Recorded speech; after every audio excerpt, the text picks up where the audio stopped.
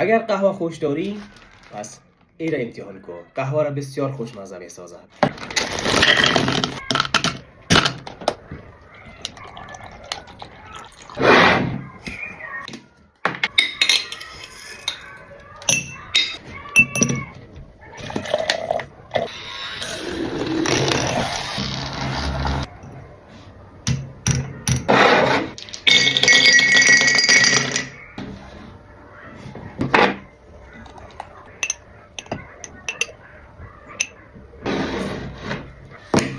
نوش جان، بسیار ماشاءالله خوبش برآمده. بیا که امتحانش کنیم.